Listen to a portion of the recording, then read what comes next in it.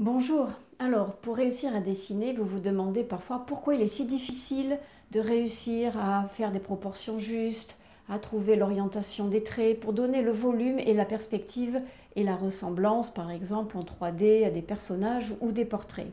Alors tout ça, toutes ces questions, en fait, ça tient à une chose. Les problèmes que vous rencontrez sont dus déjà à une chose, ce sont les phénomènes qui nous illusionnent. Oui, vous savez, quand vous observez des illusions d'optique, eh bien, vos yeux, en fait, interprètent les choses en fonction d'un certain contexte. Regardons ces quelques illusions d'optique que vous avez déjà d'ailleurs peut-être vues. Alors voici cette première illusion d'optique appelée illusion de Fick. C'est un cerf-volant. Vous voyez, donc il y a un axe horizontal, un axe vertical. Et la question est la suivante. Le cerf-volant est-il plus long que large? Prenez quelques instants. Alors comment vous pouvez évaluer la largeur et la longueur? Est-ce qu'il y a un moyen pour que vos yeux puissent avoir la certitude de votre réponse? Comparez ces deux segments. Il y a un moyen de pouvoir les comparer. Voilà. Donc, effectivement, une fois que vous aurez analysé et pris un point de repère, une référence, une manière de comparer ces deux segments, vous verrez que les deux longueurs sont identiques. Le côté long et le côté large, les deux lignes jaunes ont la même longueur. Alors, l'illusion suivante. Alors, celle-ci est donc une illustration d'une œuvre de Degas.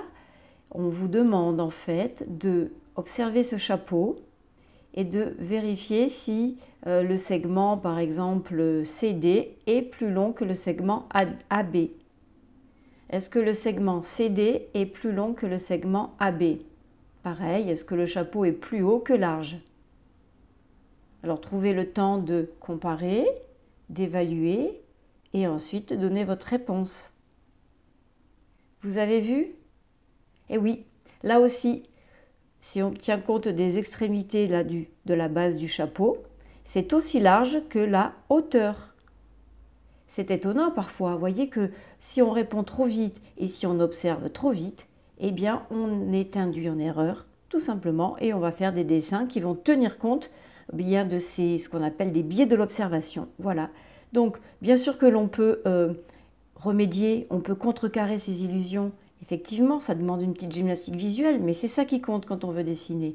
C'est avoir la maîtrise du regard. Si pour dessiner, on est confronté à ce genre en fait d'imprécision, c'est parce que justement, notre œil n'est pas exercé en fait à pouvoir examiner, analyser. Finalement, si on veut déjouer ces illusions d'optique, qu'est-ce qu'il faut faire?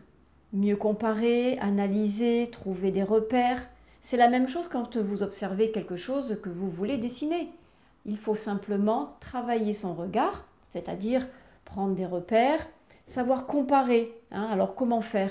Il y a des astuces. On se sert de points de repère, on se sert de choses que l'œil peut effectivement facilement évaluer. Donc un conseil, avant de vous lancer avec le crayon dans la main, commencez à exercer vos yeux. Autour de vous, observez des choses et essayez de les évaluer, de les comparer, voir ce qui est identique, voir si un segment, une distance est plus long qu'une autre, et ainsi votre œil va s'entraîner et se développer. C'est comme ça qu'on peut avoir un bon coup d'œil pour avoir un bon coup de crayon.